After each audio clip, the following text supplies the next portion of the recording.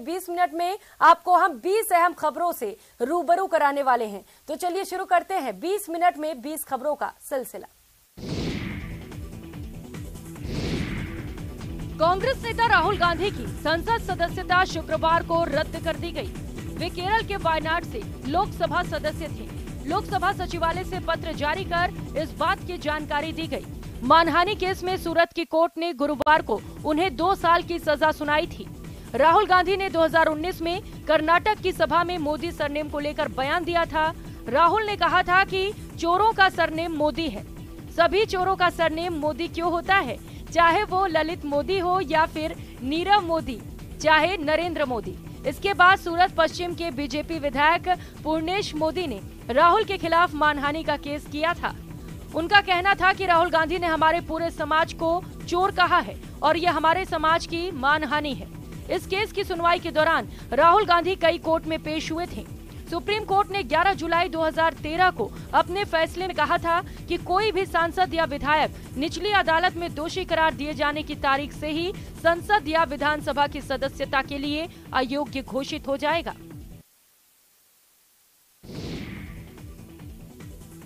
राजस्थान की संस्कृति में रचे बसे गणगौर पर्व पर हर्षोल्लास देखते ही बन रहा है। इस मौके पर शहर शहर गांव-गांव में पूरे उत्साह के साथ गणगौर पर्व मनाया जा रहा है। जोधपुर में भी कई शानदार और आकर्षक आयोजन किए गए।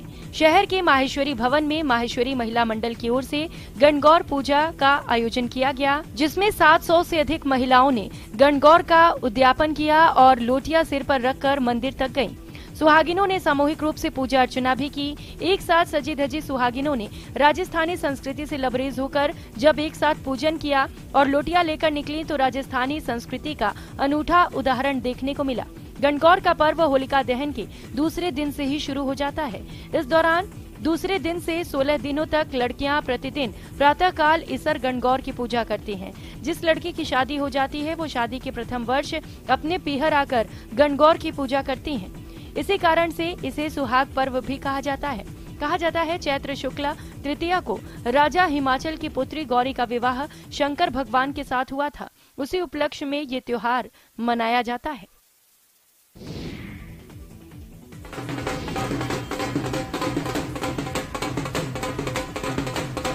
ये 16 दिन की गणगौर है। आज हम सब गणगौर पूज रहे हैं। ये सुहाग पात की चीजें हैं और ये बहुत अच्छा लग रहा है। हम 16 दिन से बहुत आनंद आ रहे हैं। गणगौर पर पूरे राजस्थान में हर्षोल्लास है। सुहागिनों ने जहां पति की लंबी आयु के लिए गणगौर की पूजा की तो कुंवारी कन्याओं ने अच्छे वर की कामना के साथ गणगौर की पूजा की। दौसा में भी गणगौर पूजा को लेकर महिलाओं में जबरदस्त उत्साह देखने को मिला। सुबह से ही महिलाएं ढोल की धुन पर नाचती गाती हुई बाग बगीचों में पहुंची और वहां से पानी यानी झारी भर कर लाई। उसके बाद महिलाओं ने विधि विधान से अपने घरों में ईश्वर गणगौर की पूजा की।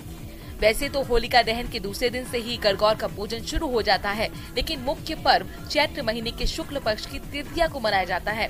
इस मौके पर जिस लड़की की पिछले 1 साल के दौरान शादी हुई है वो अपने पीहर आती है और अपने बहनों और भाइयों के साथ 16 दिनों तक गणगौर की पूजा करती है। इस मौके पर मांगलिक गीतों से पूरा वातावरण उल्लास भरा नजर आया। आज के दिन तो सभी करने वाली है। सभी सुहागन औरतें आज जरूर भी पूजती है। यहाँ पर सब लोग ढोल बाजे से अच्छे से गणगौर का उत्सव मनाते हैं। हम लड़कियाँ भी हमारे अच्छे वर्ग के लिए और औरतें हमारे सुहागनों के अच्छी उम्र पति की अच्छी उम्र के लिए गणगौर का पूजन करती है। शिव और गौरी की आराधना का मंगल उत्सव गणगौर पूरे राजस्थान में पूरे उत्साह के साथ मनाया जाता है। होली के अगले दिन से शुरू होने वाले इस 18 दिवसीय त्योहार की मुख्य पर्व चैत्र शुक्ल पक्ष की तृतीया पर हर्षोल्लास चरम पर होता है, लेकिन बूंदी में ये पर्व घरों में ही मनाया जाता है। दरअसल करीब 300 साल गणगौर समारोह के दौरान एक मदमस्त हाथी ने गणगौर की सवारी वाली नाव को जैत सागर झील में उलट दिया था, जिसमें राज परिवार के कई लोगों की मौत हो गई थी। तब से गणगौर का पर्व घरों में गणगौर की पूजा तक सिमट गया है। कुंवारी कन्याएं और सुहागिन महिलाएं हर साल अपने अपने घरों में मिट्टी के गणगौर बनाकर उनकी 16 दिनों तक पूजा कर रात्रि को उन्हें तालाब में विसर्जित कर देती हैं। गणगौर की पूजा कर कन्याएं सुयोग वर की कामना करती हैं, जबकि सुहागिनें अखंड सौभाग्य की कामना करती हैं। जैत सागर तालाब में वहाँ पर गणगौर को पानी पिलाने ले गए तो उस वक्त मदमस्त हाथियों ने उस नाव को उलट दिया और नाव को उलट देने के बाद में वहां पर राज परिवार के सदस्य उसमें काल समाहित हो गए। धनबाद हवाई अड्डे से उड़ान भरते ही एक ग्लाइडर अनियंत्रित होकर एक घर के ऊपर जा गिरा। हादसे की लाइव तस्वीरें सामने आई है। दुर्घटना में कई ग्रामीण बाल बाल बच गए, जबकि ग्लाइडर में सवार पायलट और एक यात्री गंभीर रूप से घायल हो गए। दोनों को इलाज के लिए स्थानीय अस्पताल में एडमिट कराया गया है। ये ग्लाइडर हवाई अड्डे से उड़ने के कुछ सेकंड बाद ही बेकाबू हो गया और बिरसा मुंडा पार्क के पास नीलेश कुमार के मकान के ऊपर क्रैश हो गया। इससे घटनास्थल पर ही चीख पुकार मच गई। धनबाद के बिरसा मुंडा पार्क के पास ग्लाइडर के क्रैश होने से कोहराम मच गया। घर के बरामदे के बाहर ग्लाइडर के टुकड़े बिखरे हुए थे। गनीमत थी कि उस समय वहां कोई नहीं था, वरना बड़ा हादसा हो सकता था। दुर्घटनाग्रस्त ग्लाइडर को देखने के लिए ग्रामीणों की भारी भीड़ उमड़ गई। इस ग्लाइडर से धनबाद वासियों को शहर की सैर कराई जाती थी, पर तकनीकी खराबी के चलते ये ग्लाइडर हादसे का शिकार हो गया।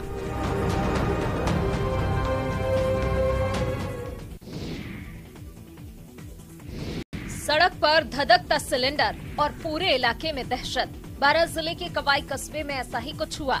20 मिनट तक ये सिलेंडर धधकता रहा और लोगों के दिल में दहशत भरता रहा। हालांकि बड़ा हादसा होने से बच गया, लेकिन जैसा हुआ वो बड़ा डराने वाला था। दरअसल कवाई के मुख्य बाजार में अरविंद सुनार की दुकान में रखे गैस सिलेंडर में अचानक आग लग गई। डर के कारण दुकानदार ने सिलेंडर को उठाकर सड़क पर ही फेंक दिया। धधकता लुढ़कता सिलेंडर पास की दुकान तक जा पहुंचा। यहाँ मोटरसाइकिल भी खड़ी थी जो उसकी चपेट में आ गई। बीच में एक छोटा धमाका भी हुआ। हालांकि सिलेंडर में ब्लास्ट नहीं हुआ। बाद में कुछ लोगों ने हिम्मत दिखाई और पानी डालकर धधकते सिलेंडर को ठंडा कर दिया, लेकिन इसके बाद भी काफी देर तक सिलेंडर लीक होता रहा। इस दौरान बाजार में सब कुछ थम सा गया।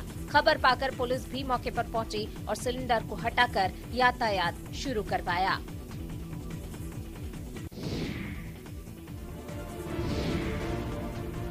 छत्तीसगढ़ में हाथियों का उत्पात लगातार जारी है। कोरबा के कटकोरा वन मंडल क्षेत्र में हाथियों ने दस्तक दे दी है। हाथियों ने 3 मकान तबाह कर दिए हैं, जबकि फसलों को भी पैरों के नीचे रौंद डाला है। बताया जा रहा है कि केंद्री रेंज के कापा नवापारा में अचानक हाथी पहुंचे और कहर बरपाना शुरू कर दिया, जिससे लोगों में अफरा तफरी मच गई। लोगों ने इसकी खबर वन विभाग को दी, जिसके बाद वन अमला हाथियों की निगरानी में जुट गया है। हाथियों के उत्पात से ग्रामीण दहशत में हैं और ऐसे में सवाल है कि आखिर कब तक हाथी कहर बरपाते रहेंगे और कब हाथियों का गाँव की तरफ आना रुकेगा। लोगों को इस समस्या से निजात मिलेगी।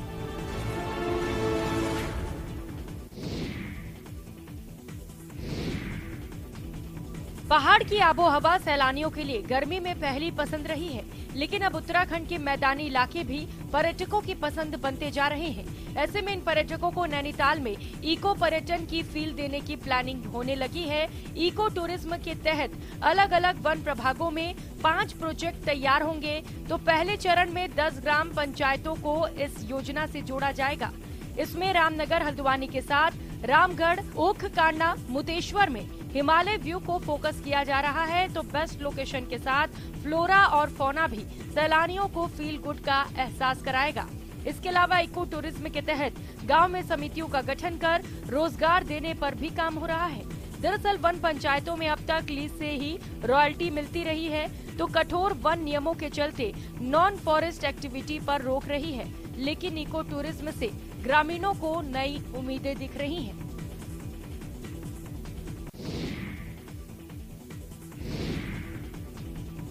खेती हो या जीवन, जमाने के साथ उसमें बदलाव से ही नई राह मिलती है। उत्तर प्रदेश के शाहजहांपुर के प्रभात शुक्ला ने इस बात को समझा। उन्होंने परंपरागत खेती को दरकिनार कर स्ट्रॉबेरी की खेती से न सिर्फ अपनी किस्मत बदली, बल्कि किसानों को नई राहत दिलाई। नई तकनीकी से स्ट्रॉबेरी की खेती कर वे लाखों का मुनाफा कमा रहे हैं। शाहजहांपुर के भावलखेड़ा गांव के रहने वाले किसान प्रभात शुक्ला ने बताया कि वो स्ट्रॉबेरी का पौधा महाराष्ट्र से लेकर आए थे। शुरुआती दौर में उन्होंने स्ट्रॉबेरी की खेती 1.5 बीघा जमीन में की थी। खेतों में लगे स्ट्रॉबेरी को देख लोग खेतों से ही इस फल को खरीदने लगे। इस वर्ष भी उन्होंने 3 बीघा में स्ट्रॉबेरी खेती की है, जिससे उन्हें इस वर्ष अब तक 1.5 लाख रुपए का मुनाफा हो चुका है। वे बताते हैं कि वे खेती में जैविक खाद का उपयोग कर रहे हैं। जैविक खाद से स्ट्रॉबेरी चटक रंग वाली निकल रही है और स्वादिष्ट भी है।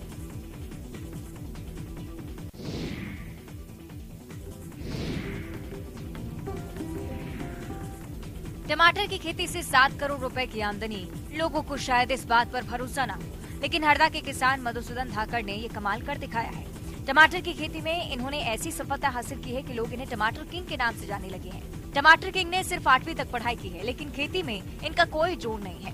इन्होंने परंपरागत खेती को छोड़ हॉर्टिकल्चर अपनाया। कम पढ़े लिखे होने से शुरुआती दौर में कठिनाइयों का सामना करना पड़ा, फसल को बेचने की समस्या आई, लेकिन मधुसूदन धाकड़ ने हार नहीं मानी और करीब 15 साल पहले 20 एकड़ से शुरू हुआ सफर 180 एकड़ तक जा पहुंचा है। मधुसूदन धाकड़ 70 एकड़ में टमाटर की खेती कर रहे हैं। इसके अलावा मिर्च, शिमला मिर्च जैसी फसल भी लगा रहे हैं।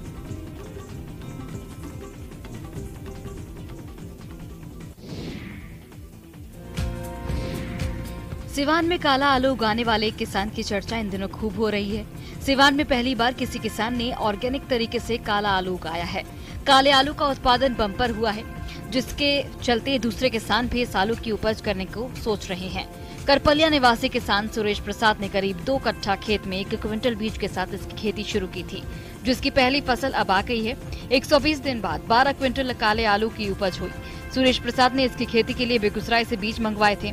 सुरेश प्रसाद 50 रुपए किलो की दर से आलू बेच रहे हैं। वो अब तक 10 क्विंटल से ज्यादा आलू बेच चुके हैं। ब्लैक पोटैटो का पैदावार बिहार के गिने चुने जिलों में हो रहा है। कहा जाता है कि इस तरह के आलू अमेरिका के पर्वतीय क्षेत्र एंडेज शहर में होती है। उत्पादन में आलू का आकार भी बड़ा होता है। किसान बताते हैं कि नॉर्मल आलू से इसका स्वाद भी बेहतर होता है।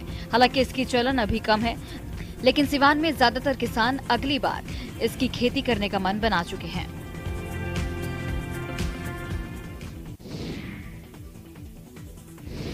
मधुमक्खी पालन जम्मू कश्मीर में शिक्षित बेरोजगार युवाओं के लिए रोजगार के तौर पर एक नया रास्ता बनकर उभरा है। आधिकारिक आंकड़ों के मुताबिक कश्मीर में मधुमक्खियों की 40,000 कॉलोनियां हैं। वहीं मधुमक्खी पालन जम्मू कश्मीर में एक आकर्षक व्यवसाय है और यहाँ पर बड़े पैमाने पर इसका पालन किया जा रहा है। इसे बढ़ावा देने के लिए खादी और ग्राम उद्योग आयोग के अध्यक्ष मनोज कुमार ने जम्मू कश्मीर के पुलवामा और रामबन जिलों के 120 मधुमक्खी पालकों को मधुमक्खी के 1200 बॉक्सों का वितरण किया। केवीआईसी प्रधानमंत्री नरेंद्र मोदी के परिकल्पित आत्मनिर्भर भारत के सपने को साकार करने की दिशा में महत्वपूर्ण कदम उठा रही है। इस मौके पर मनोज कुमार ने कहा कि मधुमक्खी पालन भूमिहीन किसानों सहित किसानों के लिए अपनी आय बढ़ाने का एक प्रभावी तरीका हो सकता है।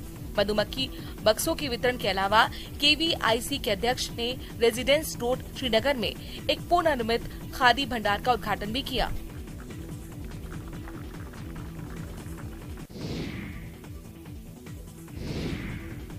मध्य प्रदेश के जबलपुर के ग्वारी घाट में चीन के मकाओ की तरह लाइट एंड साउंड शो शुरू किया जाएगा। इस काम पर 8 करोड़ रुपए खर्च होंगे। लाइट एंड साउंड शो के जरिए नर्मदा नदी की गाथा और रानी दुर्गावती की कहानियां लोगों को समझाई जाएंगी।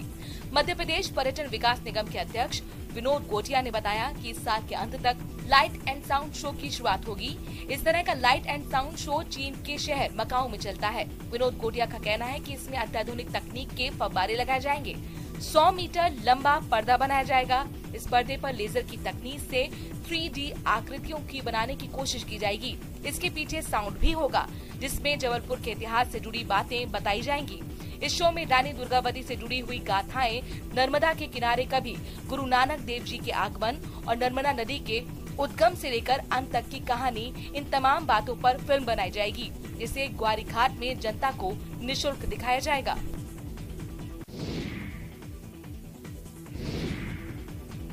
दौसा के लालसोट के डीडवाना में जोबनेर माता का भव्य मेला आयोजित किया गया। मेले के दौरान सांस्कृतिक कार्यक्रमों की धूम रही। इस दौरान देवी देवताओं की अनुपम झांकियां निकाली गईं। साथ ही कलाकारों ने नृत्य संगीत से मेले में आए श्रद्धालुओं का भरपूर मनोरंजन किया। चैत्र नवरात्र के दूसरे दिन आयोजित सांस्कृतिक कार्यक्रमों का आनंद उठाने के लिए दौसा सहित आसपास के जिलों से बड़ी संख्या में लोग पहुंचे। जोबनेर माता का मंदिर 800 फीट ऊंचाई पर अरावली की पहाड़ियों में स्थित है। 300 सीढ़ियां चढ़कर श्रद्धालु जोबनेर माता के दरबार में पहुंचते हैं। माना जाता है कि करीब 800 साल पहले जोबनेर माता के मंदिर की स्थापना हुई थी। तब से ही डीडवाना गांव में मेला चौक स्थित जोबनेर माता का भव्य मेला भरता है, जिसमें दौसा और आसपास के इलाके के हजारों लोग जोबनेर माता के मेले में आते हैं। इस मौके पर जोबनेर माता के मंदिरों को भी भव्य तरीके से सजाया गया है।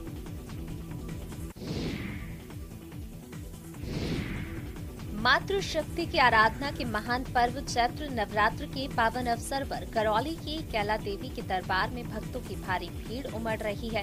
जिला मुख्यालय से करीब 23 किलोमीटर दूर उत्तर भारत का प्रसिद्ध कैला देवी मंदिर प्रमुख शक्ति पीठों में शुमार है।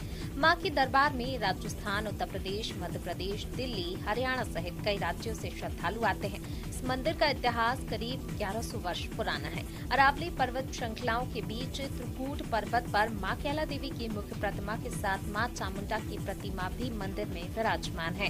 वैसे तो कैला देवी के दर्शन के लिए साल भर श्रद्धालुओं का तांता लगा रहता है, लेकिन चैत्र महीने में माता के दरबार में लखी मेला भरता है। एक पखवाड़े से अधिक चलने वाले मेले में ही करीब 40 लाख श्रद्धालु माता के दर्शन के लिए पहुंचते हैं। आस्था का ये सैलाब लघु कुंभ से कम नहीं दिखता है। इतिहासकारों के अनुसार कैला देवी प्रतिमा की स्थापना 1114 ईस्वी में महात्मा केदारगिरी ने की थी। 2 साल बाद 1116 में तत्कालीन खींची राजा मुकुंद ने लघु मंदिर का निर्माण कराया था।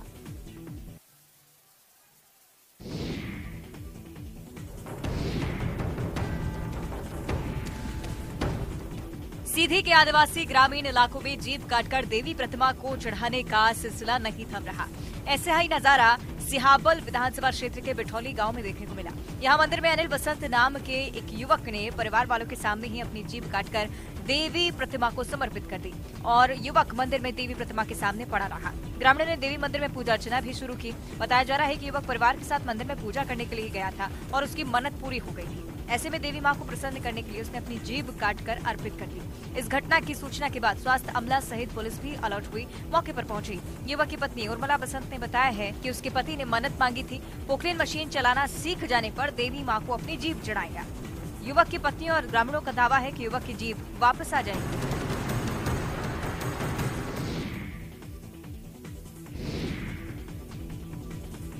गुरुवार को चांद दिखने के साथ ही मुसलमानों के पवित्र माह रमजान की शुरुआत हो चुकी है। रमजान को लेकर बाजार भी पूरी तरह से सज चुके हैं। उत्तर प्रदेश में रमजान की शुरुआत के बाद बाजारों में रौनक दिखी। प्रयागराज में गुरुवार देर रात तक लोग खरीदारी में जुटे रहे। बाजार में सुध पीने की मांग बढ़ गई है। दिन भर रोजा रखकर अल्लाह की इबादत के लिए मुस्लिम समाज में जोर शोर से तैयारियां चल रही हैं। रोजे का सामान लेने के लिए बाजार में भीड़ उमड़ी। सबसे ज्यादा भीड़ किराने की दुकानों पर रही।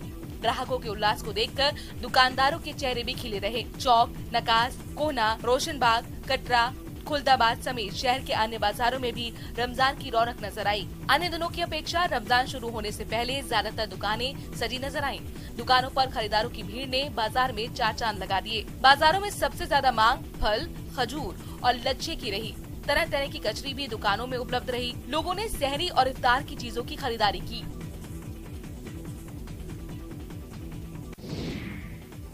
झारखंड और देश का मान विश्व पटल पर बढ़ाने वाली नेशनल आर्चरी प्लेयर दीप्ति की आंखें नम हैं। इनकी आंखों में आंसू इसलिए है कि सरहुल पर्व मनाने के लिए इस बेटी के पास पैसे नहीं हैं। सरहुल में नए कपड़े पहनकर जुलूस में जाने का रिवाज है, लेकिन दीप्ति के पास इतने भी रुपए नहीं हैं कि वो कपड़े खरीद सके। 2006 से 2019 तक तीरंदाजी करते हुए इन्होंने झारखंड को अलग अलग जगहों पर रिप्रेजेंट किया है। औरंगाबाद, जबलपुर, दिल्ली और कई बड़े शहरों में झारखंड का नाम ऊंचा कर चुकी है। घर में मेडल का अंबार लगा है। कर्ज लेकर बेटी ने प्रदेश का मान बढ़ाया, लेकिन आज वही बेटी आंसू बहाने को मजबूर है। कर्ज का बोझ दिनों दिन बढ़ता जा रहा है और दीप्ति बोझ के तले दबते जा रही है। कोई इस बेटी की दर्द को कम करने नहीं आ रहा।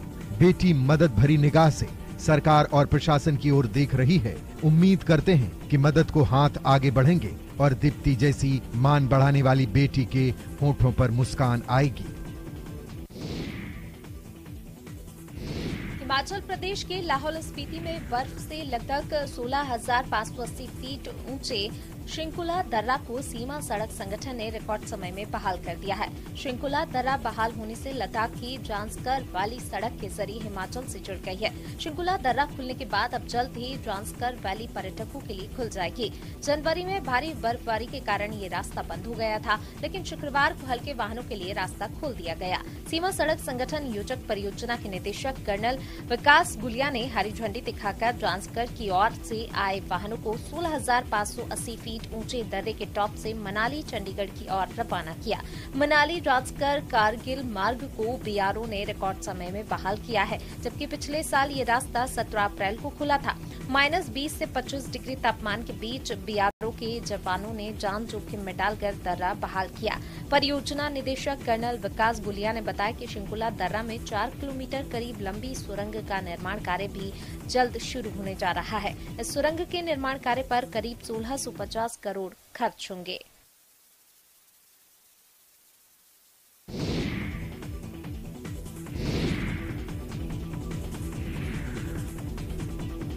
रोगन कला भारत के गुजरात के कच्छ जिले में प्रचलित कपड़ा छपाई की एक कला है, जिसे कच्छ के 2 परिवार ही जानते हैं।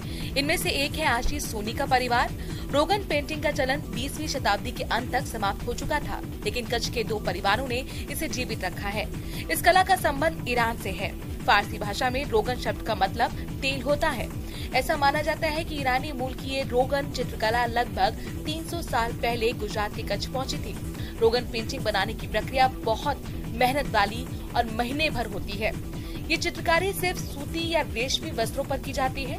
इसके तहत वस्त्रों पर फूल पत्तियों और मोर, साथ ही हाथी जैसे जानवरों की ज्यामितीय चित्र अंकित किए जाते हैं। ये चित्रकला पूर्णतः चित्रकार की कल्पना पर आधारित होती है। A4 आकार में एक पेंटिंग तैयार करने में 1 हफ्ते से करीब 10 दिनों का समय लग जाता है। इस पेंटिंग की कीमत से 2 से 10,000 रुपए के बीच होती है। जैसे जैसे पेंटिंग का आकार बढ़ता जाता है, वैसे वैसे पेंटिंग की कीमत भी बढ़ती चली जाती है। आशीष सोनी इस कला को अगली पीढ़ियों तक पहुंचाने के लिए कई छात्रों को ट्रेनिंग दे रहे हैं।